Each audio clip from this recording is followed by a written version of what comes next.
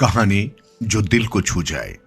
आज की कहानी लिखी है डॉक्टर मुनीश आहूजा जी ने। कर्मों का फल।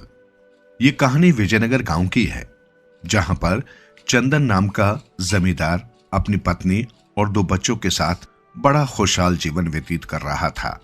उसे किसी चीज की कोई कमी नहीं थी। वो एक बहुत ही मेहनती तथा ईमानदार जमींदार था। उसका बड़ा बेटा सुरेश स्वभाव से बहुत ही शांत था। वहीं उसके बिल्कुल विपरीत उसका छोटा बेटा मोहन बहुत ही नटखट था। चंदन अपने परिवार के साथ खुशी खुशी अपना जीवन व्यतीत कर रहा था कि तभी न जाने अचानक एक दिन उसकी तबीयत खराब हो गई। लेकिन वो अपने काम में इतना व्यस्त था कि काम के चलते वो डॉक्टर के पास भी नहीं गया। उसने सोचा कि वो कुछ दिन बाद अपने आप ही ठीक हो जाएगा, लेकिन उसकी तबीयत दिन ब दिन बिगड़ने लगी। उसकी बिगड़ती तबीयत को देखते हुए उसकी पत्नी सरला ने उससे कहा कि आपको डॉक्टर के पास जाना चाहिए, नहीं तो आपकी हालत और ज्यादा खराब हो जाएगी। लेकिन चंदन ने कहा कि अरे नहीं भाग्यवान, मैं बिल्कुल ठीक हूं, मुझे कुछ नहीं हुआ है, मैं कुछ ही दिन में फिर से तंदुरुस्त हो जाऊंगा। सरला के बहुत समझाने के बाद भी चंदन डॉक्टर के पास नहीं गया। कुछ दिन बाद उसकी तबीयत और ज्यादा खराब होने लगी, जिस वजह से वो बहुत ज्यादा कमजोर हो गया। जिस पर सरला और सुरेश चंदन को जबरदस्ती डॉक्टर के पास ले जाते हैं। उसे वहां जाकर पता चलता है कि उसे कोई आम बीमारी नहीं है, बल्कि उसे तो एक गंभीर बीमारी हुई है, जिसका उसे पहले ही इलाज करवा लेना चाहिए था। सरला और चंदन बहुत ही ज्यादा चिंतित हो जाते हैं। फिर चंदन अपना इलाज शुरू करवा लेता है।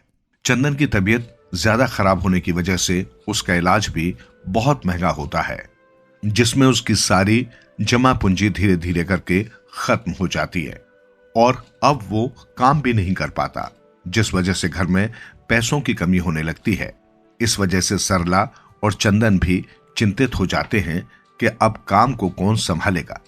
तभी उनका बड़ा बेटा सुरेश बाहर खड़ा उनकी बातें सुन रहा था। सुरेश उनके पास आकर कहता है कि पिताजी आप चिंता मत कीजिए, मैं हूं ना, मैं सारा काम संभाल लूंगा, बस आप अपनी सेहत का ध्यान रखिए। फिर चंदन सुरेश से कहता है कि अरे नहीं बेटा, ऐसे तुम्हारी पढ़ाई खराब हो जाएगी, तुम अपनी पढ़ाई पर ध्यान दो, मैं सब कुछ संभाल लूंगा। फिर सुरेश कहता है नहीं पिताजी, आप चिंता न करें, मैं पढ़ाई और काम दोनों साथ में संभाल लूंगा। अभी आप केवल आराम कीजिए, आपको कोई काम करने की जरूरत नहीं है, सारा काम करने के लिए मैं हूं ना। अब सुरेश दिन रात बहुत ही मेहनत करता है। वो अपनी पढ़ाई और साथ साथ घर की सारी जिम्मेदारियां दोनों ही बहुत अच्छी तरह संभालने लगा। अब पूरे घर की जिम्मेदारी सुरेश के कंधों पर आ गई थी।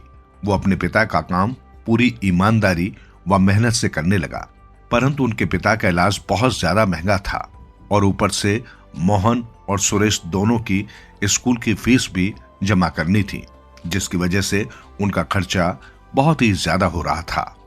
सुरेश इतना सारा खर्चा एक साथ नहीं उठा पा रहा था, जिसके कारण सुरेश ने अपनी पढ़ाई छोड़ दी और मोहन को पढ़ाने की भी जिम्मेदारी उसने अपने कंधों पर उठा ली। वो अपने पिता का भी बहुत अच्छी तरह ध्यान रखता था। वो उन्हें हर रोज समय से दवाइयां देता और उन्हें डॉक्टर के पास लेकर जाता, उन्हें अपने हाथों से खाना खिलाता। वहीं दूसरी तरफ मोहन कभी भी अपने पिता से ढंग से 2 पल बात भी नहीं किया करता था। मोहन बहुत ही मतलबी था।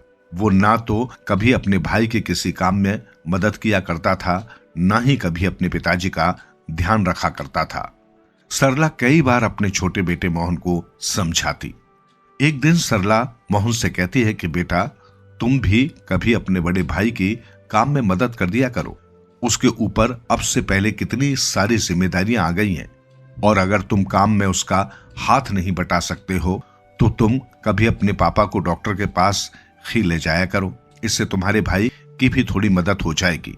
वो अकेले ही इतनी मेहनत करता है और साथ ही तुम्हारे पिताजी का भी ध्यान रखता है।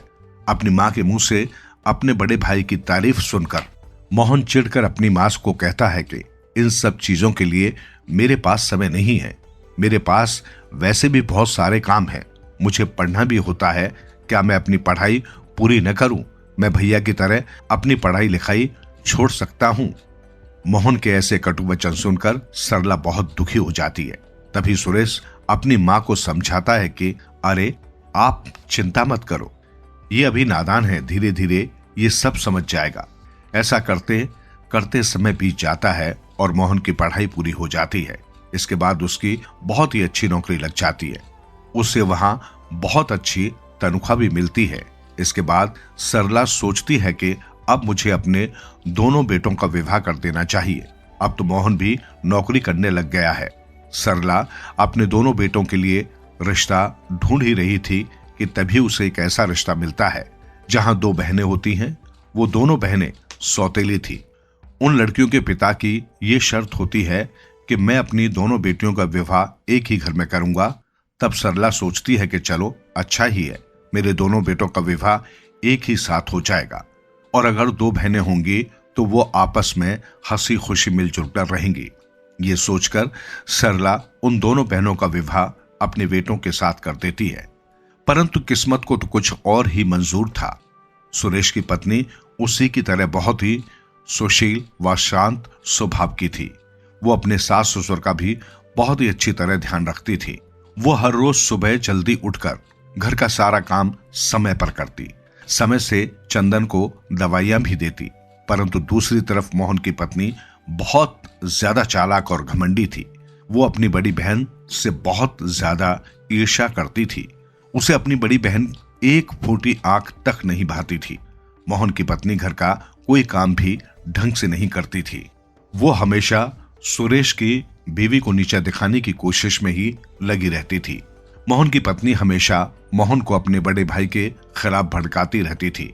एक तो मोहन पहले से ही अपने भाई से बहुत नफरत किया करता था, ऊपर से उसकी पत्नी भी एक की चार करने में कोई कसर नहीं छोड़ती थी। वो उसे उसके परिवार वालों के खिलाफ भड़काने के मौके ही ढूंढती रहती थी। तभी एक दिन मोहन की पत्नी उससे कहती है कि बड़े भैया तो इतने पढ़े लिखे भी नहीं है, फिर भी वो घर के सारे फैसले लेते हैं। घर की सारी बागडोर उनके ही हाथों में है। ऊपर से पिताजी ने सारी जमीन जायदाद भी उन्हीं के नाम कर दी।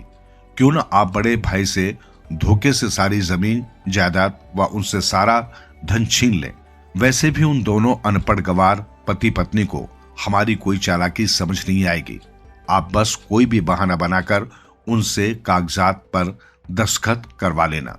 मैं अपनी बहन को अच्छे से जानती हूँ, वो मुझसे बहुत जलती है। अगर आज हमने धोखे से ये जायदाद अपने नाम पर नहीं करवाई तो कल को वो हमें एक फूटी कौड़ी भी नहीं मिलने देगी। मोहन भी अपनी पत्नी की बातों से सहमत होकर कहता है कि तुम कह तो बिल्कुल सही रही हो, ये सब धन और जमीन जायदाद सिर्फ मेरी ही होनी चाहिए। इन सब का असली हकदार तो मैं ही हूं। उसके बाद मोहन धोखे से अपने भाई से जायदाद के कागजात पर दस्तखत करवा लेता है। जब मोहन के नाम सारी प्रॉपर्टी हो जाती है तो उसके अंदर बहुत ज्यादा अहंकार आ जाता है और सारी जायदाद का मालिक बनने के बाद वो अपनी नौकरी भी छोड़ देता है। मोहन अब ना ही कोई नौकरी करता था और ना ही वो किसी भी काम में अपने भाई की मदद करता। वो कभी भी अपने पिताजी को डॉक्टर के पास भी नहीं लेकर गया। सुरेश मोहन को बहुत समझाने की कोशिश करता है और उससे कहता है कि तुम ये सब जो भी कर रहे हो वो बहुत गलत है। तुम्हें अपनी नौकरी नहीं छोड़नी चाहिए थी और अगर तुम्हें नौकरी नहीं करनी तो तुम मेरे साथ मेरे काम में मेरा हाथ बटा सकते हो। परंतु मोहन सुरेश की एक भी बात नहीं सुनता। मोहन अपने भाई से कहता है, आपको मुझे ज्यादा शिक्षा देने की जरूरत नहीं है। आपसे ज्यादा मुझे अच्छे से पता है कि मुझे अपनी जिंदगी में क्या करना है और कैसे करना है। मुझे आप जैसे अनपढ़ गवार से कुछ भी सलाह लेने की कोई जरूरत नहीं है। उसके माता पिता भी मोहन को समझाने की बहुत कोशिश करते हैं, परंतु वो किसी की भी एक भी बात सुनने को तैयार नहीं था। धीरे धीरे समय बीत जाता है और समय बीतने के साथ साथ मोहन की आदतें भी बहुत ज्यादा खराब हो गई। अब वो बुरी आदतों में फंस गया था। वो अब जुआ भी खेलने लगा था। जैसे ही ये बात सुरेश को पता चलती है वो मोहन को फिर से समझाने की बहुत कोशिश करता है, परंतु मोहन उसकी एक भी बात नहीं मानता। इस तरह सुरेश और मोहन में झगड़ा ज्यादा बढ़ गया। मोहन इस बात से गुस्सा होकर सुरेश और उसकी पत्नी और अपने माता पिता को घर से बाहर निकाल देता है। वो उन सब से गुस्से में कहता है कि मुझे आप में से किसी की भी जरूरत नहीं है, आप सभी मेरे घर से निकल जाइए। अब ये मेरा घर है, मैं आप लोगों के साथ अब इस घर में एक पल भी नहीं रहना चाहता। इतना कहकर मोहन ने उन सभी को गुस्से में घर से बाहर निकाल दिया। ये सारी बातें सुनकर सुरेश व उसके माता पिता बहुत दुखी हो जाते हैं कि उनका बेटा उनसे किस तरह का बर्ताव कर रहा था और उसने किस तरह छल कपट से सुरेश से सारी प्रॉपर्टी अपने नाम करवा ली थी। अब सुरेश से उसका सब कुछ छिन चुका था। अब उसके पास ना तो रहने को छत थी और ना ही कुछ काम। सुरेश चिंतित होकर कहता है कि अब हम क्या करेंगे, हम कहां जाएंगे। तब चंदन उसे समझाता है कि अरे बेटा, चिंता मत करो, सब ठीक हो जाएगा, भगवान पर भरोसा रखो, हम सब है ना तुम्हारे साथ, देखना तुम सब कुछ पहले की तरह फिर से अच्छा हो जाएगा। सरला भी कहती है कि बेटा तुम चिंता मत करो, तुमने हमेशा अपने कर्म को ही प्रधान माना है और हमेशा अच्छे काम किए हैं। तुम देखना तुम्हें अब तुम्हारे अच्छे कर्मों का फल जरूर मिलेगा और सब कुछ फिर से ठीक हो जाएगा। सुरेश अपने माता पिता की बात सुनकर फिर से उत्साह से भर जाता है और वो कड़ी मेहनत करने के लिए तैयार हो जाता है। अब सुरेश हार नहीं मानता। वो जैसे तैसे करके बहुत कड़ी मेहनत करके दुगना काम करता और बहुत ही मुसीबत के बाद बड़ी मुश्किलों से उसे मेहनत मजदूरी का काम मिला। वो कोई भी काम करने से नहीं शर्माता। उसे जो भी काम मिलता वो उसे पूरी ईमानदारी से करता है। सुरेश जैसे तैसे करके अपने माँ बाप के लिए रहने के स्थान की व्यवस्था करता है। उसे बड़ी मुश्किल से रहने के लिए किराए पर एक छोटी सी कुटिया मिली थी। वो वहां पर अपने माँ बाप और अपनी पत्नी के साथ जीवन व्यतीत करने लगा। अब धीरे धीरे सुरेश के पिता की भी तबीयत पूरी तरीके से ठीक हो गई थी। वो भी सुरेश की उसके काम में मदद करने लगे और फिर से अपने पिता की मदद तथा उनके पूरे सहयोग से वो सब कुछ हासिल कर लेते हैं। उधर दूसरी तरफ मोहन, जो कि बहुत ज्यादा ही बिगड़ चुका था, वो दिन रात बस जुआ खेलने में लगा रहता था, ना ही वो कोई काम करता। वो पैसों का ठीक तरीके से उपयोग भी नहीं करता था। वो अब अपनी पत्नी के साथ भी अच्छा व्यवहार नहीं करता था, जिससे उसकी पत्नी बहुत ज्यादा दुखी रहने लग जाती है और बहुत चिंतित हो जाती है कि ये सब क्या हो गया, उसने ये सब क्या कर दिया। देखते ही देखते मोहन का सारा धन खत्म हो जाता है। उसके पास जो भी था वो सब कुछ जुए में हार जाता है। अब उनके पास ना तो कोई जमीन बचती है, यहाँ तक कि उनके खाने के भी लाले पड़ जाते हैं। अब मोहन और उसकी पत्नी इतने गरीब हो जाते हैं कि वो एक झोपड़ी में रहने लग जाते हैं। परंतु मोहन फिर भी नहीं सुधरता है। उसकी वजह से उसकी बीवी दूसरों के घरों में जाकर काम करने लगी।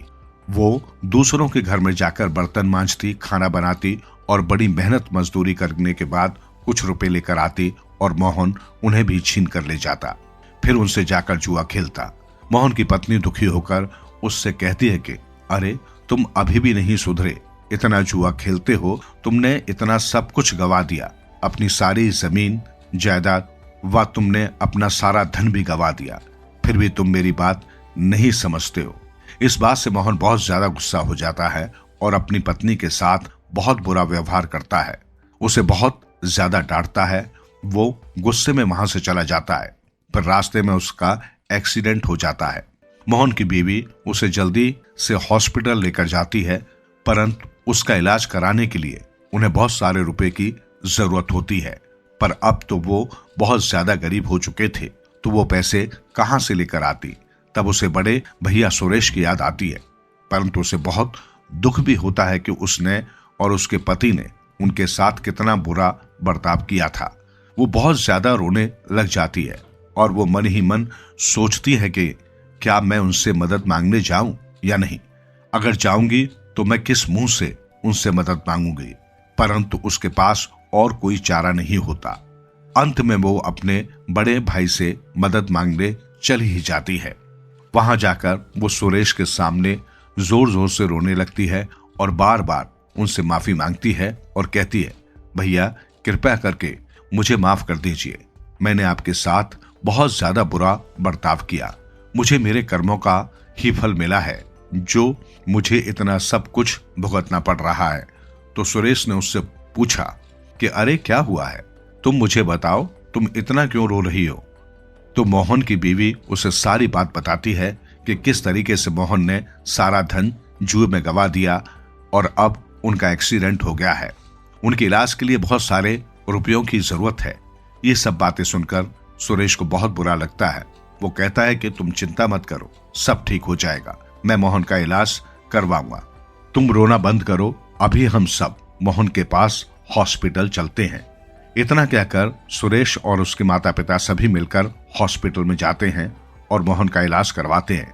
सुरेश डॉक्टर से कहता है कि डॉक्टर साहब, आप प्लीज मेरे भाई को ठीक कर दीजिए, उसके इलाज में कोई भी कमी नहीं होनी चाहिए। इसके इलाज में जितना भी पैसा लगेगा वो सब मैं दूंगा। फिर सुरेश मोहन का इलाज करवाता है और इलाज के बाद जब मोहन ठीक हो जाता है, उसे अपनी गलती का एहसास होता है कि उसने अपने परिवार के साथ कितना ज्यादा गलत किया था। उसने किस तरह धोखे से उनसे सब कुछ छीन लिया था, उन्हें अपने ही घर से बाहर निकाल दिया था, परंतु इन्हीं लोगों ने उसका मुसीबत के वक्त साथ दिया। उसे ये सब सोचकर बहुत बुरा लग रहा था। वो अपने भाई माता पिता से माफी मांगता है और कहता है कि ये सब मेरे कर्मों का ही फल है जो मेरे साथ ऐसा हुआ। कृपया करके आप सब मुझे माफ कर दीजिए। मैंने आप लोगों के साथ बहुत ही बुरा बर्ताव किया था, जिसकी वजह से मुझे ये सजा मिली। उसके बाद सुरेश और उसके माता पिता मोहन को उसकी गलती के लिए माफ कर देते हैं और उसे समझाते हैं कि कोई बात नहीं बेटा, कम से कम तुम्हें अपनी गलती का तो एहसास हुआ। अब तुम आगे से किसी के भी साथ बुरा बर्ताव मत करना। और मोहन उनसे वादा करता है कि वो आज के बाद कभी ऐसा नहीं करेगा और हमेशा उनका ध्यान रखेगा और अपने बड़े भाई की तरह वो एक अच्छा इंसान बनेगा। इस कहानी से हमें यही शिक्षा मिलती है कि हम जैसे कर्म करेंगे हमें वैसा ही फल भोगना पड़ेगा। इसलिए हमें हमेशा अच्छे कर्म करने चाहिए। कृपया नीचे कमेंट बॉक्स में अपने विचार साझा करें और बताएं कि आपको ये कहानी कैसी लगी। आपके सुझाव से हम और बेहतरीन कहानियां प्रस्तुत करने का प्रयास करेंगे। आप हमारे चैनल पर कौन कौन सी कहानियां देखना चाहते हैं, कृपया हमें आप टॉपिक सुझाएं और हम उन पर कहानियां तैयार करेंगे। रहिए स्पिरिचुअल टीवी के साथ और हमेशा खुश रहें।